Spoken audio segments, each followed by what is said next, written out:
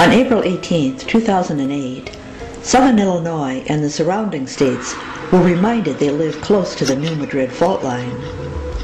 The 5.2 quake and the numerous aftershocks were minuscule in earthquake terms, but reminded everyone of the potential for another big one, like the series of 8+ magnitude quakes that occurred during the winter of 1811 to 1812.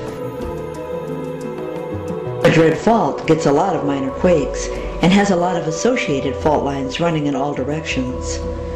One fault line runs to the Gulf and connects with yet another fault line running up from the Gulf along the eastern seaboard to Charleston, South Carolina and Boston.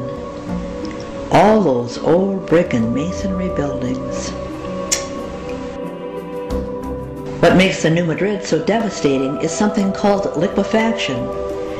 Quakes on rock are jolts, usually a single jolt, but incessant jiggling happens on mud, like the Mississippi mud, and everything is turned into a type of quicksand with a long, long reach. Not much is left standing. Well, why does North America have a fault line right in the middle of the plate? It's due to a diagonal pull on the North American continent. As the Atlantic widens at the equator, Mexico is pulled to the west while the New England area is kind of nailed into place. So, what's causing this diagonal pull? The massive North American plate is locked at the top, squared off like a blockhead, so it can't roll when the Atlantic pulls apart at the equator. River valleys are always a weak spot where the plate is thin. Well, for North America, this is right along the Mississippi, right through the New Madrid. Nice theory, but is there any evidence of this? A diagonal pull between New England and Mexico would have disasters occurring along a line between these 2 points. Let's take a look at what's been showing up since Planet X arrived in the vicinity in 2003. Tears in the earth, like this crevasse in Arizona. And there were bigger crevasses in the earth like this in Mexico too, just suddenly appearing. And sinkholes, like this one that appeared in Milwaukee in June of 2004. And Pennsylvania, of all places. Sinkholes galore in Pennsylvania lately. Landslides and derailing trains on the East Coast, and breaking steam and water and gas line mains nationwide, and buckling roadways near Houston. All indicative of the ground being pulled apart, pulled in different directions. This diagonal pull causes the land along the Mississippi to move in different directions, causing havoc to the bridges along the Mississippi. Like this bridge across the Mississippi in Minneapolis, which snapped sharply to the east when it gave on August 2, 2007. In the fall of 2005, there was a pewy smell along this diagonal pull. Rotten cabbage soup, old socks, rotten eggs. This was caused by rock layers being pulled apart, releasing rotting vegetation smell to the air. Another and more dramatic stretch stench occurred on August 8, 2007. This time the stench was recorded all the way from Italy and the UK, across the US, and all the way to Australia. Dozens of people were taken to the hospital in New York City and Perth, Australia, sickened by the methane gas, and birds dropped dead in Austin, Texas. At first it was assumed the dead birds were due to bioterrorism. You've heard the adage, a canary in the coal mine. This is due to birds being more sensitive to methane gas and dropping dead. And this is why they were used in the past to detect methane gas in mines. So where is this leading? We're going to have big quakes around the New Madrid well before the West Coast does its adjustment. The North American continent is currently being bowed, with Mexico pulled west, so a bow is formed all the way from Alaska to the tip of Mexico. At some point, the New Madrid will give way, in fits and starts at first. After major adjustments in the New Madrid fault lines, the West Coast will start to adjust, relieving the tension in the bowl. There is pressure along the west coast, of course. This will only result in the predictable volcanic increases and west coast earthquakes. But the primary drama preceding the pole shift will be the ripping action that a plate unable to move must endure. The notable area of catastrophe during this is the eastern half of the continental U.S. From Houston to Chicago to New England, the diagonal pole will tear the underpinnings of cities. I have literally trembled as I have studied this topic. What causes my soul to shake within me is the eternality, the foreverness of hell.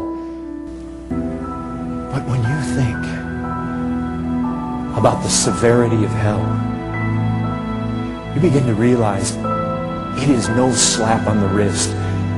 Hell is fearsome. It is dreadful. We read our Bibles and we can pass over those texts so freely, so easily, weeping, gnashing of teeth. Because more than heaven, Christ spoke of hell. More than love, Christ spoke of eternal destruction. More than the church to come, Jesus warned of God's wrath and judgment and hell to come. In the time it takes me to finish this sentence, 30 human beings awoke in eternity because they died on earth. It took me 10 seconds to say that.